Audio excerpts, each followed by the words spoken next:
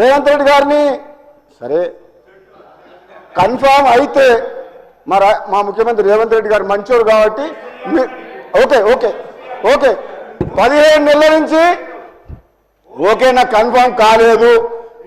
మా గౌరవ ముఖ్యమంత్రి మంచోడు కాబట్టి మీరు 15 నెలల నుంచి ప్రశాంతంగా పండుకుంటారు. లేకపోతే నిన్నటిదానికి ఒక లెక్క, రేపటి నుంచి ఇంకో లెక్క ఉంటుంది. మీరు గుర్తుపెట్టుకోండి. మీరు చూడండి, మీరు అంటుండ్రు సరే, మీరు అనండి అధ్యక్ష. ఏదేమైనా నేను రాజకీయాల దగ్గర పోలేసుకోలే.